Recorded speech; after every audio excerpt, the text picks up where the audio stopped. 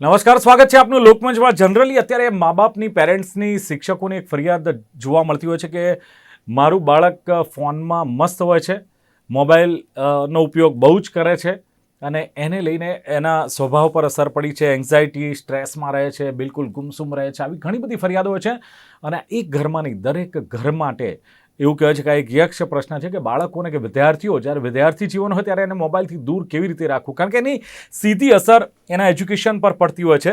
અને એને જ લઈને ગુજરાતની જે સરકારી શાળાઓ છે એમાં શિક્ષણની સ્થિતિ શું છે એનો એક રિપોર્ટ બહાર પડ્યો છે. ધોરણ 8માં ભણતા 28% વિદ્યાર્થીઓને ભાગાકાર આવડે છે. આ રિપોર્ટ છે જે ASER annual status of education report 2024નો આ ખુલાસો છે. વિચાર કરો કે 8મા ધોરણમાં બાળક ભણતું હોય ને 28% વિદ્યાર્થીઓને ભાગાકાર આવડે, ધેટ મીન્સ 72% વિદ્યાર્થીઓ એવા છે કે જેમને ભાગાકાર પણ આવડતું નથી. બીજી વસ્તુ એ છે કે જે ગુજરાતમાં 14 થી 16 વય જૂથના જે 96% બાળકો છે એમના ઘરે સ્માર્ટફોન છે. હવે સ્માર્ટફોન છે એમાંથી 82% વિદ્યાર્થીઓને સ્માર્ટફોનનો ઉપયોગ કરતા આવડે છે. બહુ સારી બાબત છે કે સ્માર્ટફોનનો ઉપયોગ કરે છે, પણ આ જે 82% બાળકો સ્માર્ટફોનનો ઉપયોગ કરે છે એમાં જો તમે ભણતરનો ઉપયોગ ગણો તો 57 થી 61% એવા બાળકો છે કે જે ભણતર માટે એનો ઉપયોગ કરી શકે છે. અને બીજી એક વસ્તુ કે ધોરણ 8ના વિદ્યાર્થીઓ ભાગાકારમાં નબળા છે અને એમાં ગુજરાત રાજ્યનો નંબર જોઈએ ને તો દેશમાં 6થા ક્રમે છે. એટલે આ બહુ ચિંતાજનક સ્થિતિ કહેવાય. અને ભણતરમાં સ્માર્ટફોનનો ઉપયોગ જે આ બાળકો ઓછો કરે છે એને લઈને પણ એક ચિંતાજનક વાત છે. બીજા આંકડા આવ્યા છે કે 3જા ધોરણમાં ભણતા 16.5 વિદ્યાર્થીઓ જ બાદબાકી કરી શકે છે. એટલે 83.5% 3જા ધોરણમાં ભણતા વિદ્યાર્થીઓ બાદબાકી કરી શકતા નથી. એવો નાનો દાખલો પણ ગણી શકતા નથી. 3જા ધોરણમાં ભણતા 24.7% બાળકો ધોરણ 2ના પાઠ્યપુસ્તક વાંચી શકે છે. એટલે લગભગ 25% ગણો તો 75% એવા બાળકો છે કે જે 3જા ધોરણમાં ભણે છે પણ ધોરણ 2નું પાઠ્યપુસ્તક વાંચી શકતા નથી. અને આગળ એ પણ છે કે ધોરણ 5માં ભણતા 44.6 એટલે લગભગ 45% વિદ્યાર્થીઓ બીજા ધોરણની ચોપડી વાંચી શકતા નથી. 5માં ભણે છે પણ બીજા ધોરણની જો ચોપડી આપો તો એ નથી વાંચી શકતા. એ પણ એક આંકડો છે. ગ્રામીણ વિસ્તારની વાત કરીએ તો આપણે એમ કહીએ છીએ કે શાળાઓ સ્માર્ટ બની છે, શાળાઓમાં તમામ પ્રકારની સુવિધા છે, ઇન્ટરનેટ છે, સ્માર્ટ ક્લાસીસ છે, બધું જ છે. પણ 16.5 સરકારી શાળાઓમાં પાણી જે પીવાનું જોઈએ એ પીવાનું પાણી નથી અને 22.5 શાળાઓમાં ટોયલેટની સુવિધા નથી. આ ગુજરાતની સ્થિતિ છે. અને બીજું કે સરકારી શાળામાં અભ્યાસનો ટ્રેન્ડ બદલાયો છે. આપણે વાત કરીએ છીએ કે સરકારી શાળામાં લોકોના એડમિશન વધ્યા છે ખાનગી છોડીને, પણ આઈ થિંક એ મજબૂરી હોઈ શકે માતા પિતાની, કારણ કે મસમોટી ફી ભરીને ખાનગી શાળાઓમાં જાવ એના કરતાં બેટર છે કે મોંઘવારીના જમાનામાં આ સરકારી શાળાઓમાં બાળકોને ભણાવો. પણ આ ટ્રેન્ડ બદલાયો છે પરંતુ શિક્ષણ કેમ નથી બદલાયું? આ એક યક્ષ પ્રશ્ન મને લાગે કે છે. એટલે શિક્ષિત ગુજરાતની આપણે વાત કરીએ છીએ ત્યારે શિક્ષિત ગુજરાતની વાસ્તવિક સ્થિતિ શું છે એનો રિપોર્ટ ASER એટલે કે annual status of education report 2024માં ખુલાસો થયો છે અને આ જ બાબતે ચર્ચા કરવી છે. ચર્ચા કરવા માટે મારી સાથે જોડાયા છે જાણીતા શિક્ષણવિદ ડોક્ટર વિજય ઠક્કર મારી સાથે છે. વિજયભાઈ, સ્વાગત છે આપનું લોકમંચમાં. જી આભાર. જી અને સાથે જ સોશિયલ વર્કર એવા અમિતા દેસાઈ મારી સાથે છે. અમિતા, આપનું પણ સ્વાગત છે લોકમંચમાં. નમસ્તે. જી વિજયજી, શરૂઆત આપનાથી કરીએ કે મેં કહ્યું તેમ કે ASER એજ્યુકેશન સ્ટેટસ ઓફ એજ્યુકેશનનો રિપોર્ટ જે છે 2024 એમાં ખુલાસો જે થયો છે કે 14 થી 16 વય જૂથના 96% બાળકોના ઘરે સ્માર્ટફોન છે, 82% એનો ઉપયોગ પણ કરે છે, પણ 57 થી 61% ઉપયોગ માત્ર ભણતરમાં કરે છે અને બાકીના લોકો એમનેમ સ્માર્ટફોનનો ઉપયોગ કરે છે. આ જે આંકડા છે એને એક શિક્ષણવિદ તરીકે આપ કેવી રીતે જોઈ રહ્યા છો? જી મોબાઈલના ઉપયોગને આપણે હવે રોકી શકીશું એ બહુ અશક્યતાઓ છે. એટલે આપણે મોબાઈલના ઉપયોગને રોકી નહીં શકીએ. પેરેન્ટ્સ પણ નહીં રોકી શકે, કારણ કે એકવાર આપણે એને રમકડું હાથમાં આપ્યું છે, હવે એને રોકવાનું કામ અઘરું છે. હા, ખરેખર મા બાપનું કામ એ છે કે એની ઉપર પૂરતી દેખરેખ રાખવામાં આવે. એનો ઉપયોગ છે એ એકાંતમાં કરવાને બદલે જાહેરમાં જ્યારે બધા સાથે બેઠા હોય ત્યારે અથવા ફેમિલી રૂમમાં જ કરવામાં આવે એવી સૂચનાઓ થોડીક મૂકવામાં આવે. ઉપયોગ કરવાનો છે પણ ડાઇનિંગ હોલમાં બેઠા હોય અથવા મુખ્ય જગ્યામાં બેઠા હોય ત્યારે કરી શકે. અને બીજી વાત એ છે કે શિક્ષણનો ઉપયોગ થાય એના માટે એ પ્રકારનું વાતાવરણ તૈયાર કરવું પડે. જેમ કે થોડાક શિક્ષિત લોકો હોય તો થોડાક પ્રશ્નો પૂછે કે આ પ્રશ્ન તો શોધ, અંદર શું છે, ચેટ જીપીટીમાં ક્યાંકથી શોધી કાઢવાનો શું અર્થ થાય, તું આ વ્યાખ્યા આમાં શોધ, તું આ ટૂંકનો જ આમાં લખે છે તો તું આ સંગ્રામ વિશે તું આ ટૂંકનો જ આને ચેટ જીપીટીને પૂછ, શું જવાબ મળે છે, એ બંને વચ્ચે તફાવત કેટલો છે, સામ્યતા કેટલી છે, એવા પ્રકારના ટાસ્ક મા બાપે આપવા પડશે. આ તકલીફ આપણી સૌથી મોટી એ છે કે આપણે મોબાઈલ બાળકોને આપી દઈએ છીએ, પણ એનું શું કરવું, કેમ કરવું, અથવા એના પર નિયંત્રણ ગોઠવવા, રાખવા, ન રાખવા, એમાંનું કોઈ જ જ્ઞાન આપણે નથી આપી શકતા કે નથી આપણી પાસે ઘણીવાર છે. એટલે આ મુશ્કેલી આપણી આ છે. અને હું તો એવું કહું છું કે દિવસે દિવસે આ સમસ્યાઓ આપણી વધવાની છે. દિવસે દિવસે આપણા મોબાઈલનો ઉપયોગ વધવાનો છે, મોબાઈલની સ્ક્રીન ટાઈમ વધવાનો છે, અને એના કારણે આપણી સમસ્યાઓ પણ વધવાની છે. કારણ કે આ શિક્ષણની જે અસર છે ને, એ મોબાઈલ મોટી અસર કરવાની છે. આપણી જે એકાગ્રતા છે, જેના ઉપર સ્વામી વિવેકાનંદ ખાસ ભાર આપતા હતા, એ એકાગ્રતા દિવસે દિવસે દિવસે એટલી હદે આપણે ઓછી કરી નાખી છે કે આપણે 10 થી 20 સેકન્ડની રીલ આખી જોઈ શકીએ એટલો ટાઈમ પણ એમ આપી શકતા નથી. આપણને મોડો રિપ્લાય ગમતો નથી, આપણને વેઇટિંગ ગમતું નથી. આપણે ભણતા હતા જૂના જમાનામાં, યાદ છે કે બસની 1.5 કલાક રાહ જોતા હતા. અત્યારે એક ઉબર ને આવતા 4 મિનિટ થાય તો બીજી ઉબર 1.5 મિનિટ વાળી બુક કરી લે છે, અને કામ કઈ નથી પાછું, ત્યાં પહોંચ્યા પછી પણ ગપ્પા જ મારવાના છે. એમ છતાં પણ આપણી એકાગ્રતા, આપણી ધીરજ, આ બધા જે મહામૂલા ગુણો હતા એ દિવસે દિવસે ઘટી રહ્યા છે. અને આ બધી અસર છે, એમાં ક્યાંક ને ક્યાંક મોબાઈલનો મોટો હિસ્સો છે, મોટો ફાળો છે. જી બિલકુલ. પણ ડોક્ટર વિજય ઠક્કર, સવાલ એ છે કે એકાગ્રતા ઘટતી જાય છે, ધીરજ પણ ઘટતી જાય છે. એક સમય હતો કે જયારે બાળકોને ભણાવતા હતા મા બાપ, ત્યારે હોમવર્ક કરાવતા હતા, ત્યારે મા બાપ પાસે બેસીને એ હોમવર્ક કરાવતા હતા, એને ઠપકો આપતા હતા, એને ઓરલી ભણાવતા હતા. એ બધું જ મા બાપ, પેરેન્ટ્સ એટલે બિલકુલ બાળકના ટચમાં હતા એજ્યુકેશનના બાબતમાં. અત્યારે કદાચ લાગે છે કે એ થોડું એવું થયું છે કે સ્માર્ટફોન બાળકને આપી દે, તું તારું એજ્યુકેશન, તારું જે કોઈ હોમવર્ક હોય એ જોઈ લે, અને બાકીની જે સ્કૂલની જે વેબસાઇટ હોય એમાંથી તું તારું હોમવર્ક ફિનિશ કરી દે. અત્યારે બધા જ પ્રશ્નોના જવાબ, જેટલું પણ હોમવર્ક સ્કૂલોમાંથી અપાય છે, એ બધું જ હોમવર્ક વિદ્યાર્થીઓ ગૂગલને પૂછીને કરે છે. એનામાં એ હોમવર્ક કરવાની શક્તિ વિકસતી નથી, એનામાં માત્ર અંદર આપેલું, મોબાઈલમાં આપેલું છે, એની કોપી કરવાની શક્તિ વિકસે છે. એટલે આ આપણા માટે બહુ જ ખતરનાક છે કે એને કશું જ આવડતું નથી, એ માત્ર કોપી કરે છે. અને શિક્ષક પણ એવું સમજી લે છે કે આ બાળકને આવડ્યું છે માટે એને હોમવર્ક કર્યું છે, એને લખેલું જોવું છે, એને કેટલું સમજાયું છે, કેટલું એના મનમાં પડ્યું છે, અથવા એને ખરેખર એનું અર્થગ્રહણ આવડે છે કે નથી આવડતું, એ નથી આવડતું. પ્રયોગ કરવા ખાતર પણ ખોટી રકમ આપવી જોઈએ શિક્ષકે. ખોટી રકમ આપે, ભલે ગૂગલને પૂછે, અને જવાબ ન આવડે, બીજે દિવસે પાછો આવે તો ખબર પડે કે આને શું આવડે છે. એ કહે છે ખોટી રકમ છે, શું છે. તો આવા પ્રકારના પ્રયોગો શિક્ષકે મૂલ્યાંકન માટે કરવા જોઈએ, અને એ નથી થતા. માટે આપણે એવા પ્રકારના હોમવર્ક, આ એક કર્મકાંડ ચાલે છે. શિક્ષકને પગાર મળે છે, એ હોમવર્ક આપે છે, પેલો એની કોપી કરે છે, અને એ હોમવર્ક પાછું પેલો ચેક કરે છે. આમાં કોઈ જગ્યાએ નથી પોતાનું અંદર મન રેડાતું, કે નથી બાળકનું પોતાનું મન રેડાતું. અને આ એવી આપણા જાણીતા લેખક છે એવું કહેતા કે આ એવી જગ્યા છે કે જ્યાં નથી ભણાવવું તેવા શિક્ષકો ભેગા થયા છે, અને નથી ભણવું તેવા વિદ્યાર્થી ભેગા થાય છે, અને છતાં પણ આપણે અપેક્ષા રાખીએ છીએ કે એકદમ ગુણવત્તાવાળું શિક્ષણ બને. આ સામાન્ય વાત છે, આ સામાન્ય એક ઉદાહરણ છે. આવું બધે છે એવું માનવાની જરૂર નથી, પણ મુશ્કેલી આપણી આ થઈ છે. અને મા બાપને સમય નથી, એટલે એ પાછું હોમવર્ક કરવા માટે જુદી જગ્યાએ ટ્યુશનમાં મૂકે છે. હવે એ પણ પૈસા આપીને પારકા માણસ પાસે કામ કરાવવાનું છે. તો એ પાસે બેસીને ભણાવે એટલું એ પોતે તકેદારી રાખી જ શકવાના નથી. કારણ કે એને પણ એવું છે કે સામે 20-25 છોકરાઓનું ટોળું હોય છે, અને પોતાના ટ્યુશનમાં એ હોમવર્ક કરાવે છે.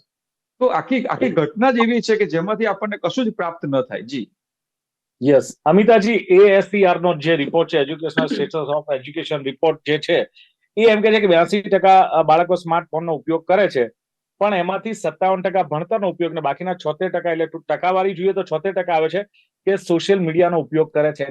એની બાળકો પર એક અવળી અસર પડે છે. કદાચ આપણે એની ચિંતા બહુ જ ઓછી કરીએ છીએ. જેમ કહ્યું ને ડોક્ટર વિજયભાઈએ, કે બહુ જ રોકવું અશક્ય છે.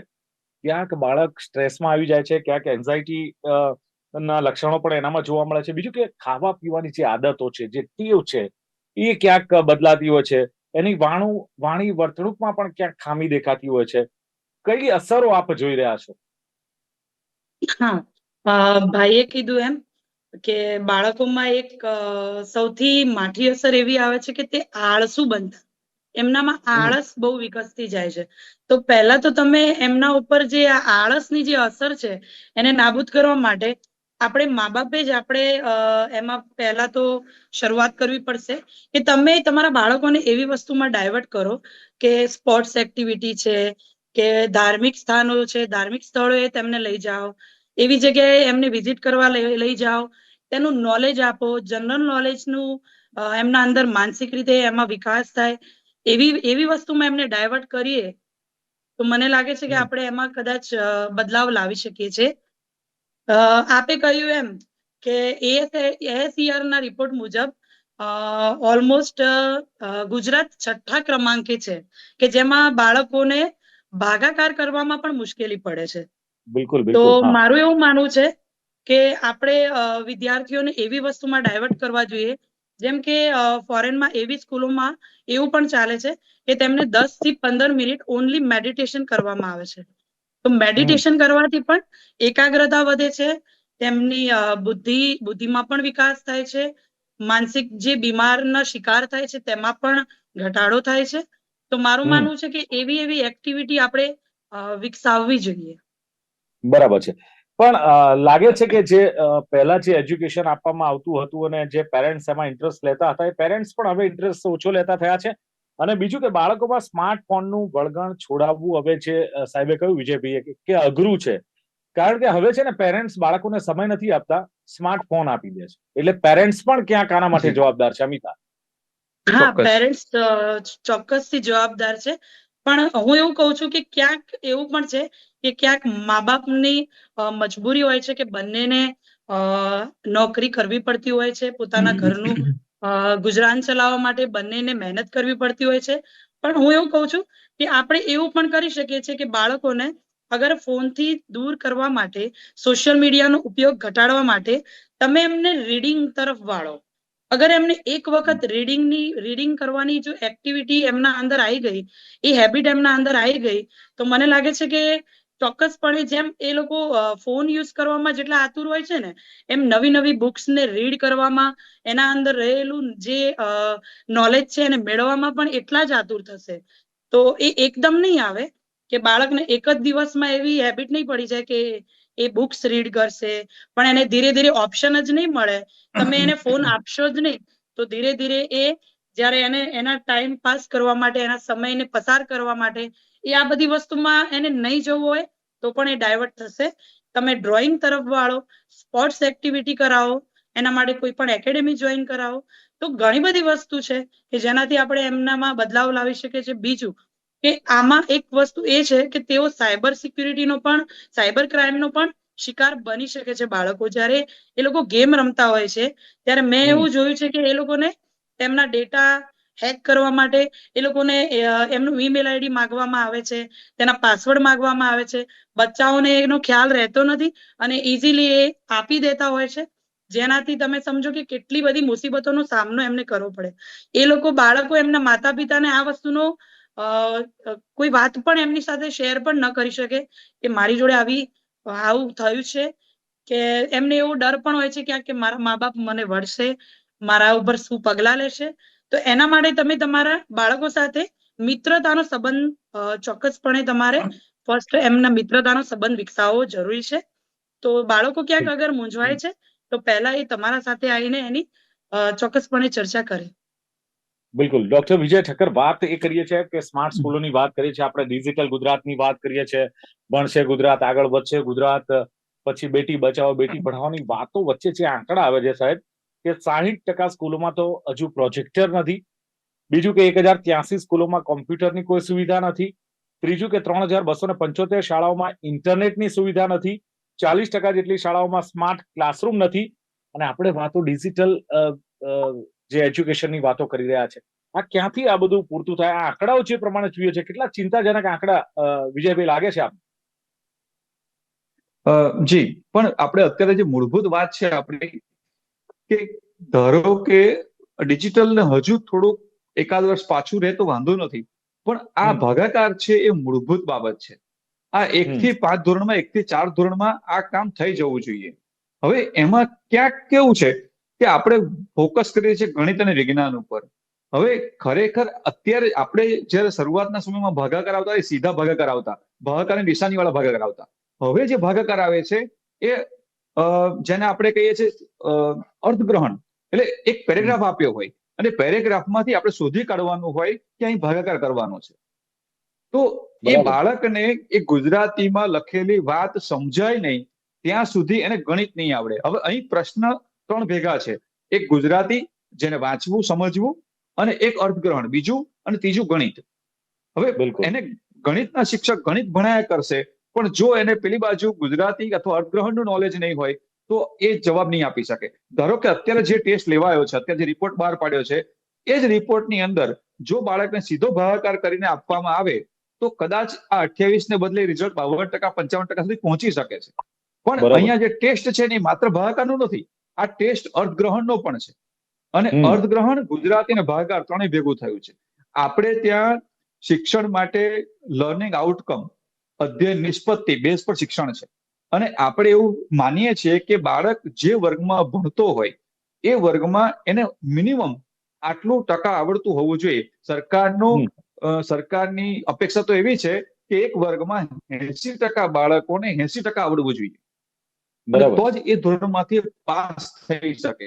હવે આમાં થાય છે કેવું કે શિક્ષક પહોંચી વળતો નથી, એ પૂરતો સમય આપી શકતો નથી, અને એને કારણે એ પોતાનું રિઝલ્ટ કોઈ બીજા માર્ગે, બીજી કોઈ રીતથી એ ઊંચું લાવે છે. ખરેખર વાસ્તવિક રિઝલ્ટમાં ફેરફાર કરવાનું પ્રમાણ ઘણે અંશે વધારે છે.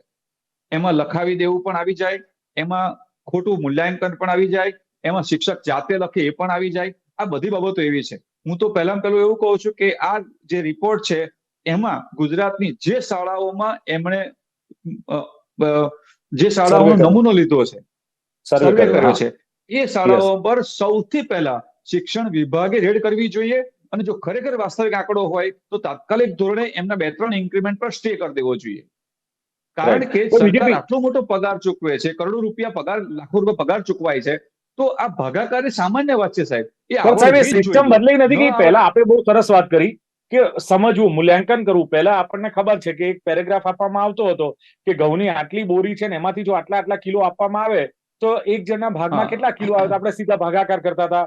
ક્યાં પ્લસ કરવાનો એટલે સરવાળો કરવાનો છે, ક્યાં બાદબાકી કરવાની છે. આની સિવાય ક્લાસમાં વાંચન કરાવતા હતા, આની સિવાય સાહેબ લેખન કરાવતા હતા. એનાથી જે કૌશલ્ય બાળકોમાં જે ખીલતું હતું અથવા જે પ્રકારની એનામાં એક આવડત આવતી હતી લખવા વાંચવાની, પછી એક ચર્ચા થતી હતી કે મને ભાગાકારમાં વાંધો નથી આવતો પણ મને બાદબાકીમાં હજુ થોડો પ્રોબ્લેમ થાય છે, પછી એની તરફ સુધારા તરફ જતા હતા. આ આખી એક સિસ્ટમ હતી એ ક્યાંક ખોરવાઈ. જી, અને અત્યારે મુશ્કેલ આપણે પ્રોજેક્ટરની તરફેણ થાય છે, પણ હું તો કોઈક અંશે પ્રોજેક્ટરનો મારા મનમાં અંદરથી વિરોધ ભાવ છે. આ જાહેર મંચ પર એટલા માટે વાત કરું છું કે કેટલા બધા શિક્ષકો એવા છે કે જે સ્કૂલમાં પોતાનું ટીવી ચાલુ કરે છે, જ્ઞાનકુંજ ચાલુ કરે છે, અને એ આરામથી બેસે છે. કારણ કે વાંચવાનું રહ્યું નહીં, હવે જ્ઞાનકુંજમાં ચોપડી વંચાય છે. પેલું તો કેવું છે કે વિદ્યાર્થીને વંચાવતી વખતે પોતે પોતાનાથી ધ્યાન આપે, વિદ્યાર્થી ભૂલ કરે તો એને કહેવું પડે, ટોકવો પડે, રોકવો પડે, એને અલ્પવિરામ પૂર્ણવિરામની માહિતી આપવી પડે, એને અવરોધની માહિતી આપવી પડે, બીજાને કોણ વાતો કરે છે પર ધ્યાન રાખીને એને વાંચવાનું કહેવું પડે. આ બધી પ્રક્રિયામાંથી નીકળી ગયા છે અને સીધું જ આપણે ટીવી ચાલે. હવે તો એટલા સ્માર્ટ વિદ્યાર્થી છે કે ટીચર આમ આંખનો પલકારો કરે તો વિદ્યાર્થી રિમોટથી ટીવી ચાલુ કરી દેશે કે સાહેબ મેડમે શું બાળકોને કહેવું છે એ પોતે ટીવી દ્વારા કેવડાવી દે છે, મેડમ કે સર. તો આ જે ઘટનાઓ છે ને એ ઘટનાઓ દિવસે દિવસે આપણને બધા પાસા એવા છે જે દિવસે દિવસે આપણને ક્યાંક નીચે લઈ જાય છે. જી બિલકુલ. એટલે અમિતા, સવાલ એ છે કે માની લો એક તરફ આપણે એમ કહીએ છીએ કે બાળકોને સ્માર્ટફોનનું વળગણ છે, બાળકોને એનાથી દૂર રાખવા જોઈએ. આપણે કહ્યું કે પેરેન્ટ્સે પણ ધ્યાન રાખવું જોઈએ. આપણે સારી વાત કરી છે કે પેરેન્ટ્સે પણ ઉપયોગ ઓછો કરવો જોઈએ. પણ હવે તમે જુઓ કે ઓનલાઈન અભ્યાસનો એક ક્રેઝ વધ્યો છે શાળાએથી. એવું હોય કે વર્ક ફ્રોમ હોમ, તમે જોબ કરો છો, ઇટ્સ ઓકે, પણ હવે ઓનલાઈન અભ્યાસ હોય, હોમવર્ક હોય તો તમારા ગ્રુપમાં તમારું જે શાળાનું અથવા જે સ્ટાન્ડર્ડનું ગ્રુપ હોય એમાં આવી જતું હોય છે. બધું જ સોશિયલ મીડિયા થ્રુ હોય, પછી તમે કેવી રીતે આ બાળકોને આનાથી દૂર રાખી શકો? સાહેબ, પહેલેથી અમિતાજી આ સિસ્ટમ જ આખી જે છે એમાં થોડો બદલાવ લાવવાની જરૂર છે, ન માત્ર આપણા ઘરમાં કે આપણા પેરેન્ટ્સ કે આપણા બાળક થ્રુ આપણે લાવી શકીએ. હા, આપની વાત સાચી છે દિલીપભાઈ, કે તમે કહ્યું એમ કે એમાં શિક્ષણમાં આપણે થોડો બદલાવ લાવવાની જરૂર છે. જેમ કે ઓસ્ટ્રેલિયામાં આપણે અગાઉ ચર્ચા કરી હતી કે 16 વર્ષથી નીચેના બાળકોમાં સોશિયલ મીડિયા યુઝ કરવા ઉપર બેન છે, તો તેઓ યસ. ઉપયોગ કરી શકતા જ નથી. એમ આપણી સરકારે પણ એવો નિયમ લાવવો જોઈએ, અમુક નિર્ધારિત ઉંમરના બાળકો નહીં જે સોશિયલ મીડિયા યુઝ ન કરી શકે એના ઉપર આપણે બેન કરવું જોઈએ. મારું એવું કેવું છે કે ઓનલાઈન જે સ્ટડીઝ ચાલે છે એને આપણે તો પહેલા રોકવું ખૂબ જ અગત્યનું છે. બને એટલું એ લોકો પ્રેક્ટિકલ જેટલું ક્લાસીસમાં એ શાળાઓમાં જેટલું કરાવશે તો વધારે સારું રહેશે. કે આજકાલ તમે જુઓ છો કે નર્સરીમાં ભણતું હોય છે કે સિનિયર કેજી કે જુનિયર કેજીમાં બાળક ભણતું હોય છે અને ઓનલાઈન ક્લાસીસ તમે Yes. કેવી રીતે માની શકો છો કે 5-6 વર્ષનું બાળક 2 કલાક કન્ટિન્યુઅસ ફોન લઈને સ્ટડી કઈ રીતે કરી શકે છે? સ્ટડી તો એ નથી જ કરવાનું, પણ એની માથી બીજી અસર એના બોડી ઉપર પણ એટલી અસર થશે, એના મગજ ઉપર પણ એની ખરાબ અસર થશે. તો તમે જોઈ શકો છો કે આ બધી વસ્તુની ઘણી બધી ઇફેક્ટ થાય છે બાળકોના મગજ ઉપર, એમના વિકાસ ઉપર. તો ઓનલાઈન અમિતાજી, એક જે વસ્તુ થાય છે કે સોશિયલ મીડિયાના ઉપયોગથી જે સોશિયલ એટેચમેન્ટ હોય છે, તમે જો કોઈ ફંક્શન હોય, ફેમિલી ફંક્શન હોય, સોશિયલ ફંક્શન હોય, તો પણ બાળકો કદાચ એનાથી અ, જે દૂર ભાગે છે. બીજું કે એમની ઓરિજિનલ પર્સનાલિટી જે હોય છે એનાથી દૂર ભાગે છે. પરિવારથી પણ આ બાળકો દૂર થાય છે અને બહુ જ એક નેગેટિવ ઇફેક્ટો હવે બાળકમાં આવવા મળી છે, જેને લઈને બાળક જે પહેલા આપણે કહીએ કે વાચાળ છે, બહુ સરસ બોલે છે, સરસ વિચારે છે, આ બધું ક્યાંક દૂર થતું જાય છે. સાચી વાત છે આપની, કે બાળક પોતાના જ ઘરથી અને પોતાના જ લોકોથી દૂર થતું જાય છે. એને કોઈની સાથે વાત કરવામાં કોઈ જ પ્રકારનો રસ રહેતો જ નથી. એનું રીઝન છે ઓનલી કે એ પોતે સ્માર્ટફોન ને સોશિયલ મીડિયામાં એટલું બધું ડાયવર્ટ થઈ ગયું છે કે એને બહારની દુનિયાનો કોઈ અનુભવ જ નથી. તેને બહારની દુનિયામાં શું ચાલી રહ્યું છે તેનો કોઈ નોલેજ જ નથી. એના માટે તમારે બને એટલું બાળકોને જનરલ નોલેજ, આજુબાજુમાં રહેલા કુદરતી દ્રશ્યો છે એના તરફ આપણે એને ડાયવર્ટ કરી શકીએ. તો અને આ બધી વસ્તુ એકદમ નથી થતી. તેને સિનિયર જુનિયરમાં જયારે ભણતા હોય છે બચ્ચાઓ, ત્યારથી જ એને આ વસ્તુમાં ડાયવર્ટ કરવામાં આવે તો મારું માનવું છે કે સારું રિઝલ્ટ મળી શકે છે. ચલો, બિલકુલ. તો જે પ્રમાણે ચિંતા આપણે કરીએ છીએ કે બાળકો સ્માર્ટફોનનો ઉપયોગ બહુ જ કરે છે અને સ્માર્ટફોનને લઈને બાળકના અભ્યાસ પર અસર પડે છે, બાળકોની અસર પડે છે, એ વાત જે કરવામાં આવી ત્યારે ડૉક્ટર વિજય ઠક્કરે જે બહુ સરસ વાત કરી કે બાળકો જે આ ઉપયોગ કરે છે સ્માર્ટફોનનો, એને રોકવો તો અશક્ય છે. પેરેન્ટ્સે આની દેખરેખ રાખવી જોઈએ. બીજી વાત એમણે એ પણ કરી કે એકાંતમાં જ્યારે બાળક ફોન લઈને બેઠું હોય ત્યારે એકાંતમાં એને ન બેસવા દેવું જોઈએ. પરિવાર સાથે કે પછી આપણા જે ડ્રોઈંગ રૂમ છે એમાં બાળક આ મોબાઈલ લઈને બેસે. અને બીજું કે એકાગ્રતા બાળકમાં ઘટતી જાય છે. આ બહુ ચિંતાજનક બાબત છે. એમણે કહ્યું કે બાળકોમાં ધીરજ ઘટતી જાય છે અને ગૂગલ ગુરુના સહારે ક્યાંક જવાબો શોધવાની કોશિશ કરે છે. ડૉક્ટર વિજય ઠક્કરે કહ્યું એમ કે નથી ભણાવવું અને નથી ભણવું, આવા લોકો જ્યારે ભેગા થાય છે ત્યારે શિક્ષણની આ જ દશા થાય. પ્રોજેક્ટરનો પણ એમણે વિરોધ કર્યો કે પ્રોજેક્ટર થ્રુ જે શાળામાં ટીવી ચાલુ કરીને શિક્ષણ આપવામાં આવે છે તો એમાં જે શિક્ષક આરામ કરે છે, જ્યારે પહેલાંનો સમય હતો કે વાંચન પ્રવૃત્તિ ચાલતી હતી, રોકટોક થતી હતી, અલ્પ વિરામ, પૂર્ણ વિરામ, ક્યાં અટકવું, આ બધી જ બાબતો શિક્ષક એને રોકતા હતા. પણ એ બધું ક્યાંક લેકિંગ લાગે છે. અને અમિતાજીએ કહ્યું એમ કે અમિતા દેસાઈએ કહ્યું કે બાળકો આને લઈને આળસુ બનતા જાય છે દિવસે ને દિવસે. અને બીજું કે એમને જો આનાથી દૂર રાખવા હોય તો પેરેન્ટ્સે એક્ટિવ થવું પડશે. અધર એક્ટિવિટી એમણે કહ્યું કે કરાવો, તમે એને મ્યુઝિક સંભળાવો, ક્યાંક રીડિંગ, જનરલ નોલેજ, પછી ક્યાંક સ્પોર્ટ્સની એને માહિતી આપો, ક્યાંક એને બહાર લઈ જાઓ. આ વાત પણ એમણે કરી. અને સાથે જ ક્યારેક મજબૂરી ચોક્કસ હોય છે કે બાળકોને ફોન આપવા પડે છે, કારણ કે બંને જણ જોબ કરતા હોય તો પણ આ બનતું હોય છે. બાળકના ફ્રેન્ડ બનવાની અમિતાએ વાત કરી કે તમે એમના મિત્ર બનો અને ઓનલાઈન જે સ્ટડી છે એના માટે થોડું વિચારવું જોઈએ, એ ઓછું થાય એવો પ્રયત્ન કરવો જોઈએ અને પ્રેક્ટિકલ વધુ ભણે બાળક એ પણ ધ્યાન રાખવી જોઈએ. સિનિયર કેજી, જુનિયર કેજીની વાત કરી કે એમાં પણ જ્યારે ઓનલાઈન સ્ટડી કરાવતા હોય તો બાળકની શું દશા થાય. ચિંતા ચોક્કસ છે. શિક્ષિત ગુજરાતની આ વાસ્તવિક સ્થિતિ છે. પણ માત્ર એજ્યુકેશન સિસ્ટમ કે એનાથી ફરક નહીં પડે, માત્ર પેરેન્ટ્સથી નહીં ફરક પડે. પેરેન્ટ્સ, સમાજ, એજ્યુકેશન સિસ્ટમ અને આ સૌ સાથે મળીને જ્યારે આની બાબતમાં બહુ જ ઊંડો વિચાર કરીશું, સિરિયસલી વિચારીશું, તો આમાં કંઈક અંશે સારું પરિણામ લાવી શકીશું. ચર્ચાનું સમાપન કરીએ છીએ અને ચર્ચામાં ભાગ લેવા બદલ ડૉક્ટર વિજય ઠક્કર અને અમિતા દેસાઈ બંને જોડાયા, ખૂબ ખૂબ આભાર. તો દર્શક મિત્રો, આ હતી ચર્ચા ખાસ લોકમંચ કાર્યક્રમમાં શિક્ષિત ગુજરાતની વાસ્તવિક સ્થિતિ વિશે. ફરી મળીશું એક નવા વિષય સાથે. આપ જોતા રહો ગુજરાત ન્યૂઝ. નમસ્કાર.